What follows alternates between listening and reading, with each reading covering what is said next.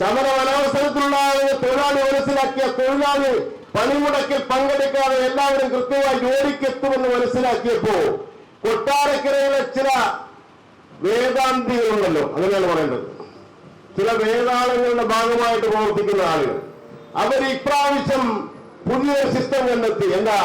വണ്ടി കേടുപാട് വരുത്തിയാൽ വണ്ടി ഓടില്ലല്ലോ, തിന്ന ചോറിൽ ബാക്കി ഞാൻ പറയുന്നില്ല, ആ കാര്യം നമ്മൾ ചെയ്യുന്നത്. ഞാനും നിങ്ങളും KSRTC തൊഴിലാളികളും അന്നമുണ്ടെന്നുള്ള ഈ കാശ് കൊണ്ടാണ്. ഇവിടെ നിന്ന് ലഭിക്കുന്ന ശമ്പളം കൊണ്ട് ജീവിക്കേണ്ടി വരുന്ന ഒരുപാട് ആളുകൾ ഈ പ്രസ്ഥാനത്തിൽ ജോലി ചെയ്യുന്നുണ്ട്. തിന്ന ചോറിൽ ഇത്തരത്തിലുള്ള വൃത്തികേട് കാണിക്കുന്നവന്മാർ കൊട്ടാരക്കരയിൽ ഉണ്ടെന്ന് മനസ്സിലാക്കി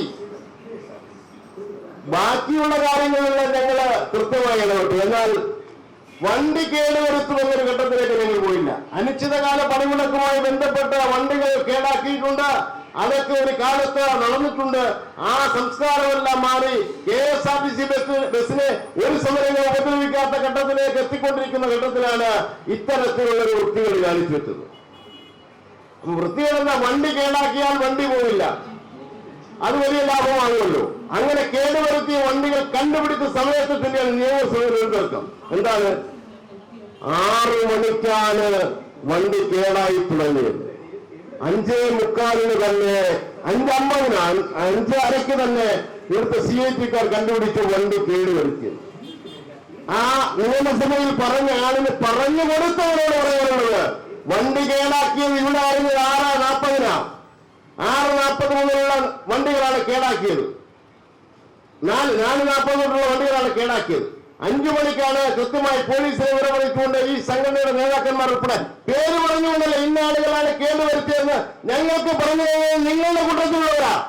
അതുകൊണ്ടാണ് കൃത്യമായി പ്രതികളെ പിടിക്കാൻ കഴിഞ്ഞത്. പോലീസ് ചുമ്മാ ഇവിടെ വലവിരിച്ചു പിടിച്ചതൊന്നുമല്ല, കൃത്യമായ തെളിവുകളുടെ അടിസ്ഥാനത്തിൽ CCTV ദൃശ്യങ്ങളുടെ അടിസ്ഥാനത്തിൽ കൂടിയാണ് പോലീസ് പ്രതികളെ പിടിച്ചത്. പോലീസ് അറസ്റ്റ് ചെയ്ത് ജാമ്യത്തിൽ വിട്ട്. എങ്ങനെ ജാമ്യത്തിൽ വിട്ട്? കേടുവരുത്തിയ മുഴുവൻ തുകയും അടച്ചുകൊണ്ടാണ് ജാമ്യത്തിൽ ഇറക്കിയത്. കേസ് നടന്നു കഴിയുമ്പോൾ ആ സർവീസിനുണ്ടായ നഷ്ടം കൂടി ഈടാക്കുമെന്നുള്ള കാര്യത്തിൽ ഒരു തർക്കവും വേണ്ട എന്ന് സൂചിപ്പിക്കുവാൻ ആഗ്രഹിക്കുന്നു. അപ്പൊ എന്താ കണ്ടുപിടിച്ച്?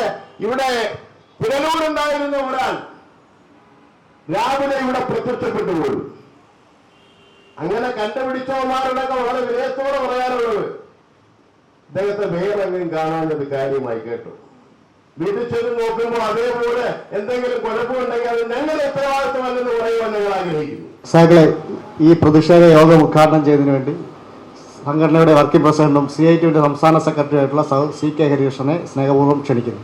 യോഗത്തിന്റെ ഏറെ പ്രിയങ്കരനായ അധ്യക്ഷൻ, സംഘടനയുടെ ജില്ലാ പ്രസിഡന്റ് സഖാവ് V രാജീവ് ഇവിടെ എത്തിച്ചേരുന്നത് വരെ അല്പനേരം അധ്യക്ഷത വഹിച്ച സഖാവ് BP ബിജേഷ്, ഈ യോഗത്തെ അഭിവാദ്യം ചെയ്യുന്നതിന് വേണ്ടി ഇവിടെ എത്തിച്ചേർന്നിട്ടുള്ള മോട്ടോർ തൊഴിലാളികളുടെ സമരൈക്യ പ്രസ്ഥാനമായിട്ടുള്ള ഫെഡറേഷന്റെ നേതാവും എന്റെ പ്രിയങ്കരനായ സുഹൃത്തും സഖാവുമായിട്ടുള്ള സഖാവ് മുകേഷ്, അസോസിയേഷന്റെ സംസ്ഥാന ഓർഗനൈസിംഗ് സെക്രട്ടറി സഖാവ് ശശികല, ഇവിടെ അഭിവാദ്യം ചെയ്യാൻ എത്തിച്ചേരുമെന്ന് അറിയിച്ചിട്ടുള്ള സഖാവ് ജോൺസൺ, നമ്മുടെ സംഘടനയെ സമരസംഘടനാ പ്രവർത്തനങ്ങളിൽ ജില്ലയിൽ നേതൃത്വം നൽകുന്ന സഖാവ്